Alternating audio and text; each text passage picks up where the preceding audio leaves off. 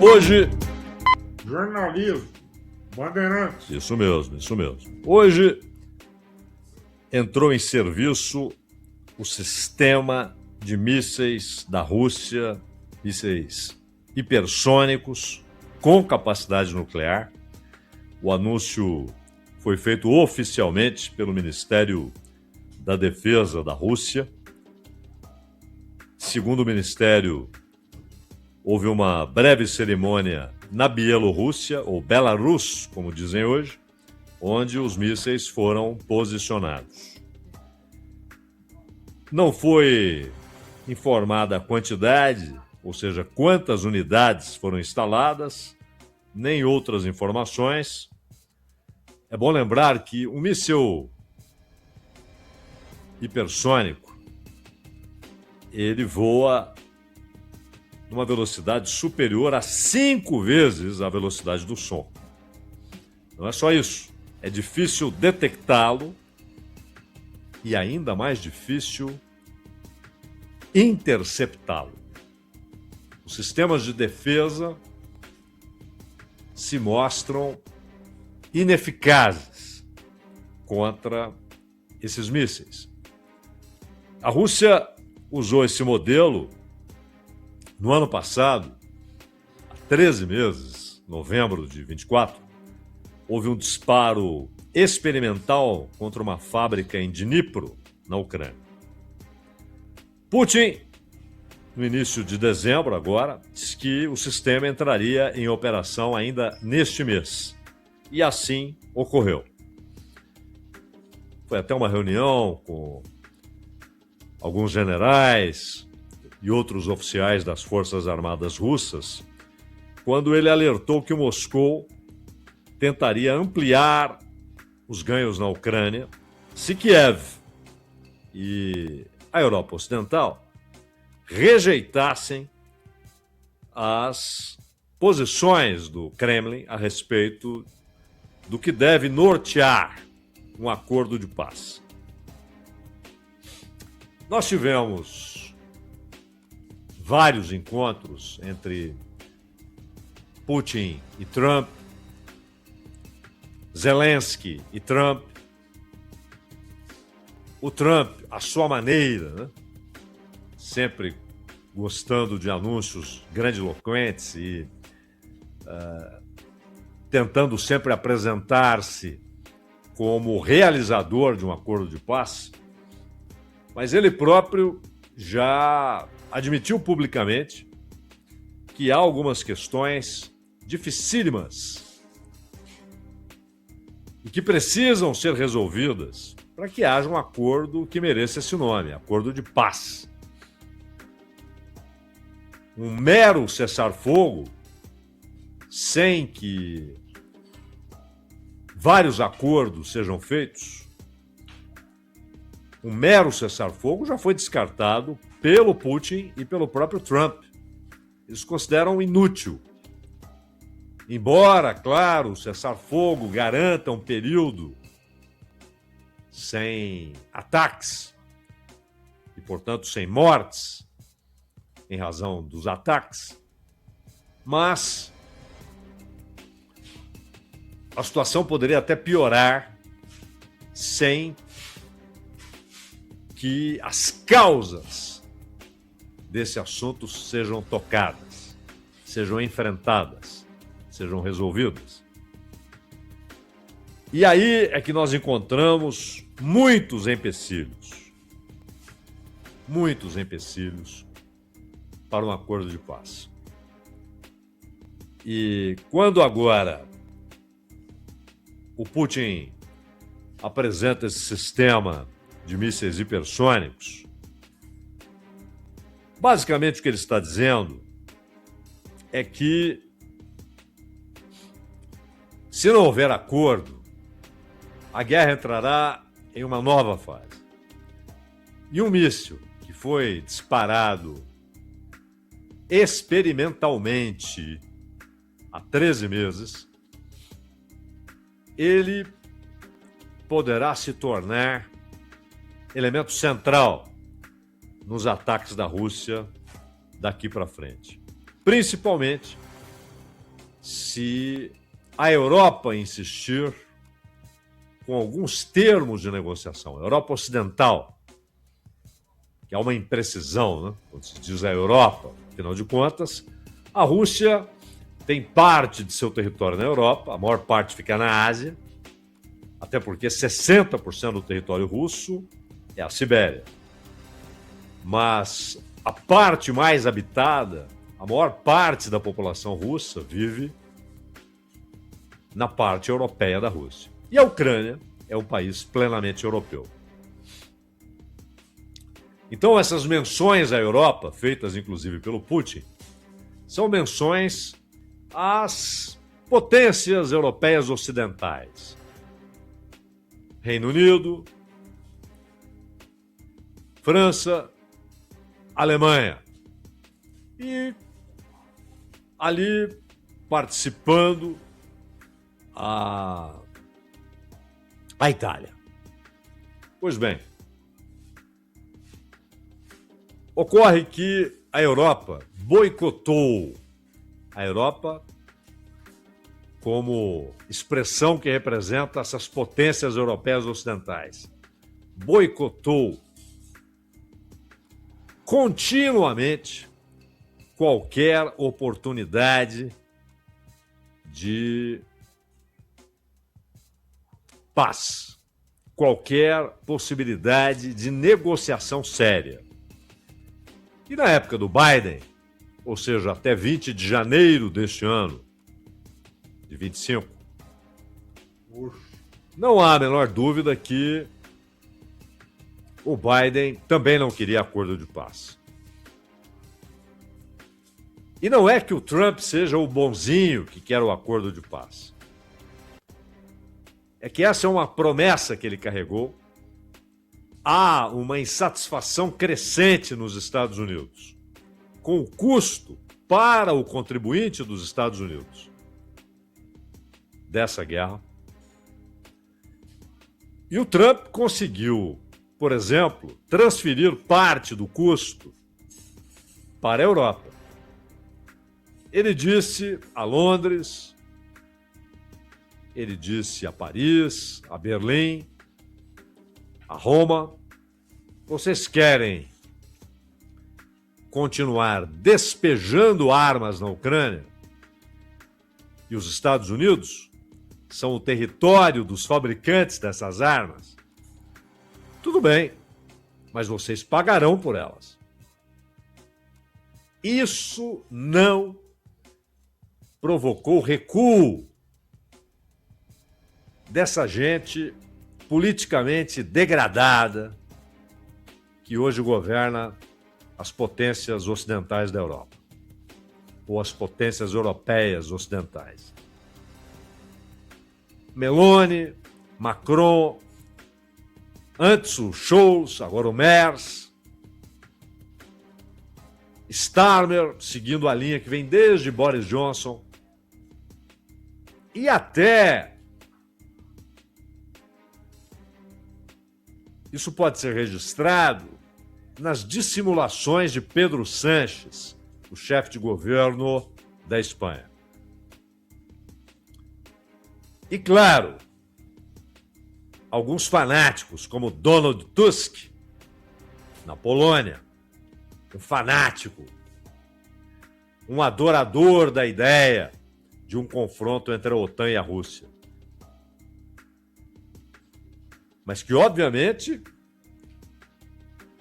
provoca, sempre confiando na proteção dos Estados Unidos.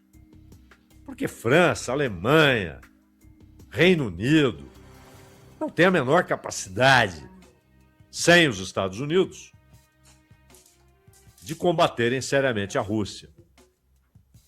E a Polônia menos ainda. A Polônia que tem gastado muito dinheiro com armas, caças, e tornou-se território preferencial para um sistema de defesa aérea e de contra-ataques dos Estados Unidos. Ora, tem muita gente ganhando dinheiro com a guerra. a indústria de armas, as 8 grandes fabricantes de armas de guerra. Aqui não estamos falando de fabricantes de revólver, de pistola, de semiautomática. Estamos falando de fabricantes de mísseis, de caças, de sistemas antiaéreos, da produção e adaptação dos satélites para uso militar. É uma indústria imensa e cujo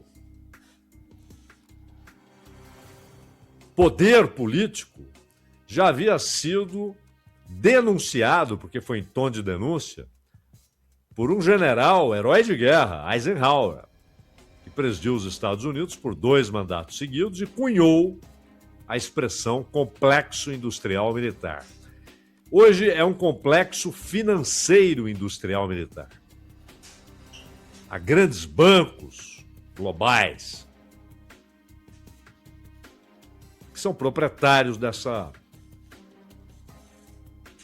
imensa indústria de armamentos de guerra, que lucrou extraordinariamente nos últimos 4 anos com a guerra na Ucrânia, que lucra com todas as guerras e que, portanto, gosta de guerras, alimenta guerras, até porque as pessoas físicas que portam esse capital não vão às guerras.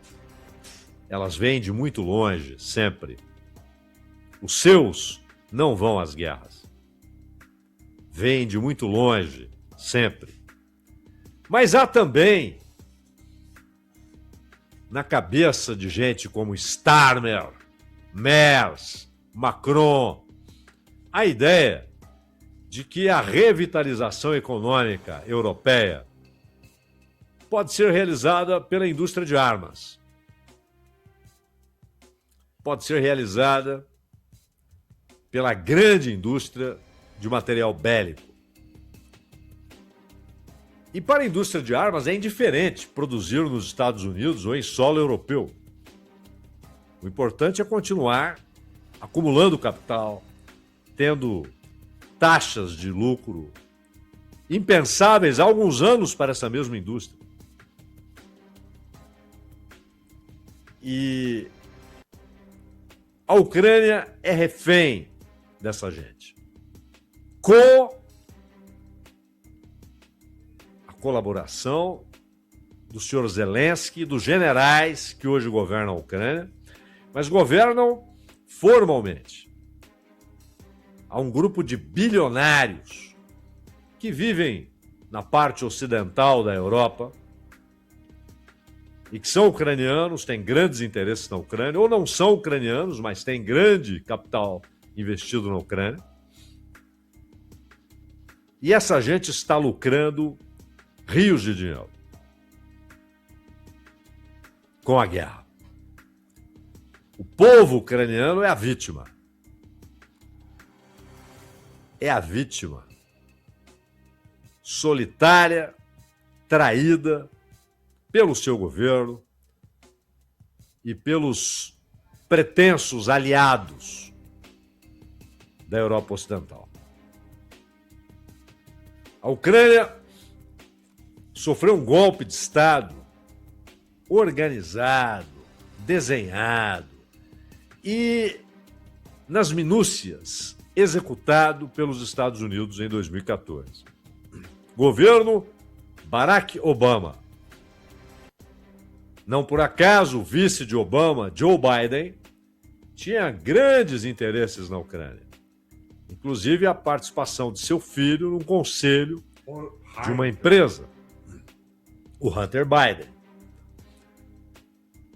A ponto de criminosamente Biden associar ou condicionar a liberação de $1 bilhão para a Ucrânia, isso muito antes da guerra, a deposição de um promotor que estava investigando a empresa para a qual trabalhava Hunter Biden. Ou seja, ele usou o seu cargo público nos Estados Unidos laboratórios de biotecnologia, de pesquisas biológicas, inclusive vírus, bactérias, foram estabelecidos na Ucrânia com capital dos Estados Unidos. Isso foi confirmado por Victoria Nuland, uma das principais agentes dos planos do governo Obama para a Ucrânia. E aí, os ataques contra a população de origem russa do leste da Ucrânia, do Donbass, de Donetsk. E essa população resolveu, quando os ataques se tornaram não mais episódicos, mas se tornaram rotineiros e crescentemente fatais. Muita gente morreu. Ataques realizados por grupos de inspiração nazista, como o Aidar e o Azov, que é o mais conhecido.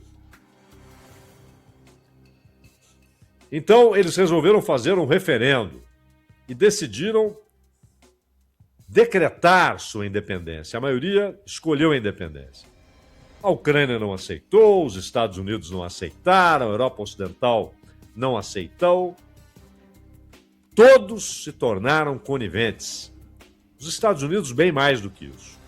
Planejadores dessa situação. E os Estados Unidos, o governo Obama, e depois veio o primeiro governo Trump, que nada fez para mudar essa história. Portanto, também é cúmplice dessa história, o Sr. Donald Trump. Eles sabiam que isso iria provocar a guerra. Claro, desde Bush pai, que foi vice do Reagan, depois presidente, por um mandato, não conseguiu a reeleição, perdeu para o Clinton, mas desde Bush pai,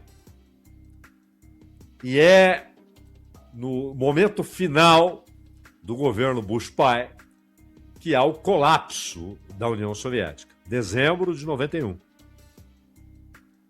E aí houve ainda tempo de ele prometer a Boris Yeltsin que a OTAN não se moveria para o leste.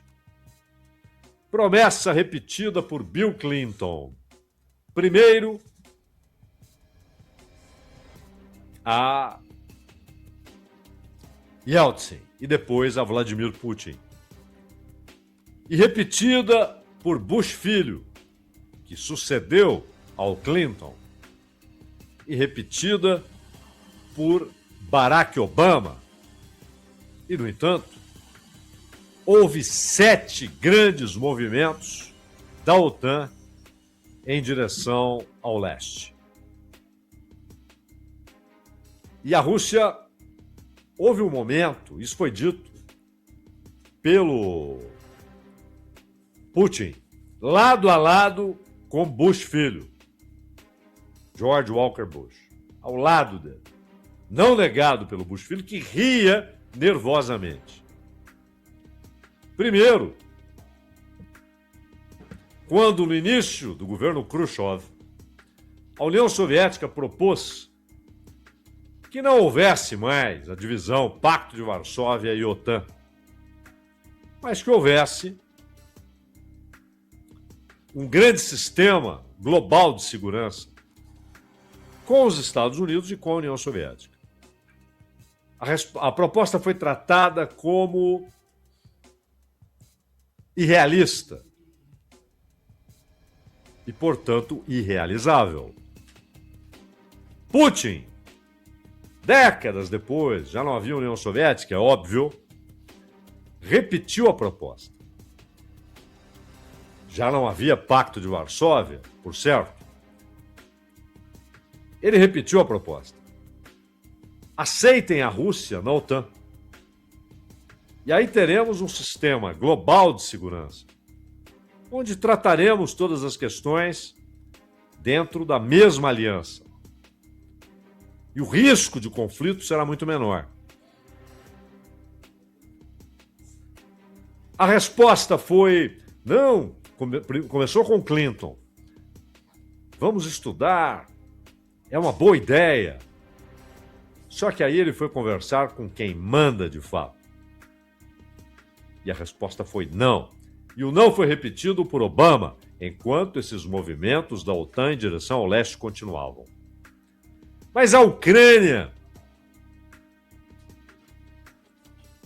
ela tem na sua relação histórica com a Rússia, o mesmo berço, aliás, do povo russo, é Kiev, no século IX da nossa era.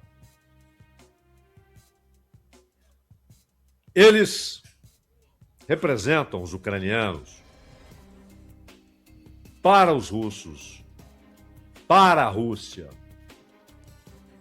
para a ideia de mundo eslavo, algo muito diferente de Estônia, Letônia, Lituânia, mesmo a Finlândia. A Finlândia foi parte do Império Russo.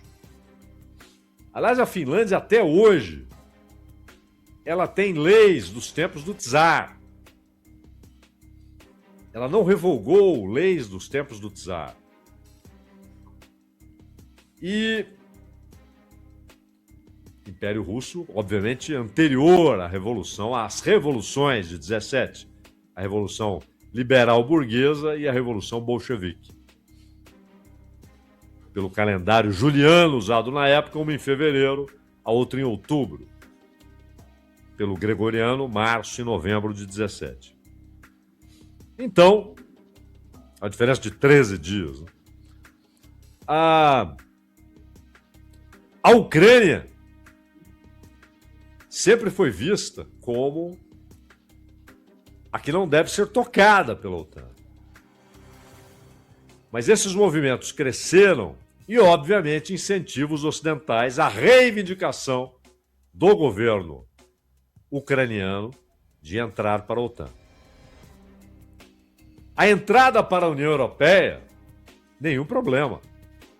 A própria Rússia diz que não há qualquer obstáculo para a entrada da Ucrânia na União Europeia. Mas não na OTAN. Porque isso significaria a possibilidade, no dia seguinte, de mísseis nucleares da OTAN estarem na fronteira da Ucrânia com a Rússia. Imaginem mísseis russos ou chineses instalados no México. Os Estados Unidos não iriam admitir. Como não admitiram os mísseis em Cuba? Ali foi uma maneira da União Soviética levar os Estados Unidos a retirarem os mísseis que estavam na Turquia e havia um plano já em desenvolvimento de vários mísseis que seriam instalados na Itália. E, ao mesmo tempo, com os mísseis em Cuba, a União Soviética conseguiu a promessa dos Estados Unidos, até hoje cumprida, de não invadir Cuba. Os Estados Unidos se comprometeram que não invadiriam Cuba. E até hoje cumpriram o que estava naquele acordo da crise dos mísseis, quando o mundo esteve próximo de uma guerra nuclear. Os 20 pontos apresentados por Trump, alguns, como a redução do exército ucraniano, isso é negociável.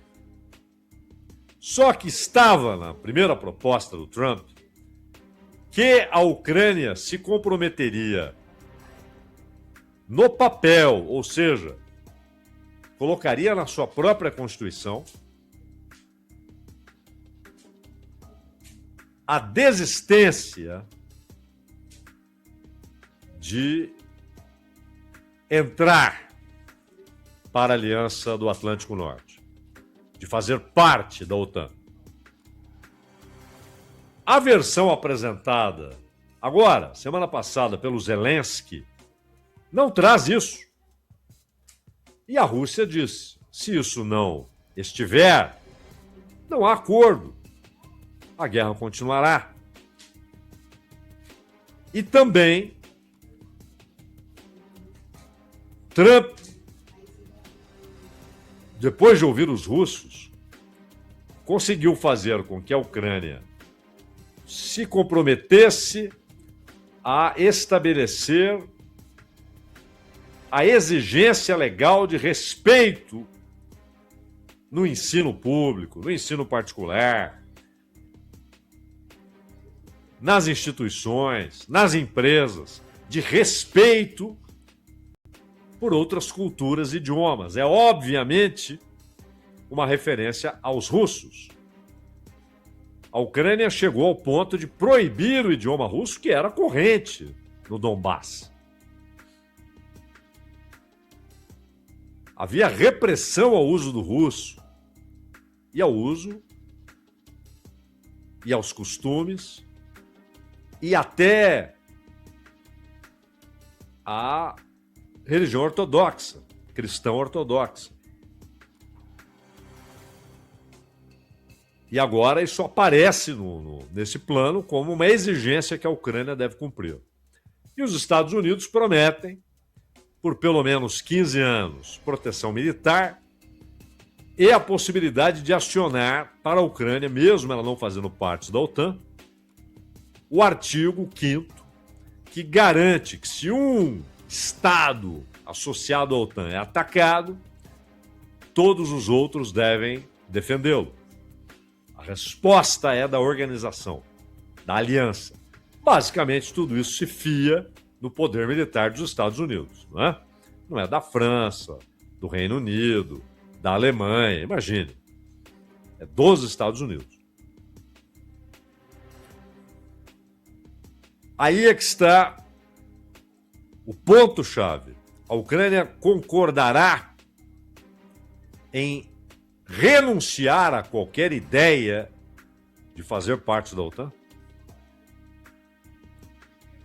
Mas mesmo esse plano apresentado pelo Trump, principalmente depois da segunda versão, aquela mostrada por Zelensky, não trata da questão principal, o Donbass.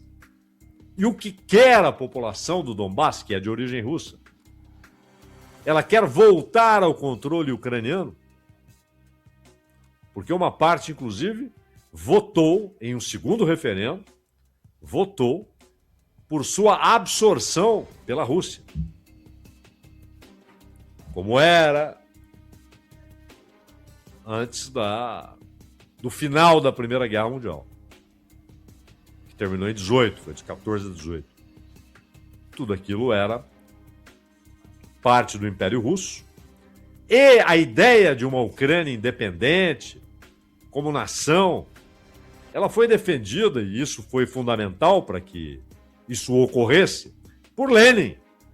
Foi Vladimir Ilyich Lenin quem defendeu essa ideia de a Ucrânia ter sua autonomia, sua independência.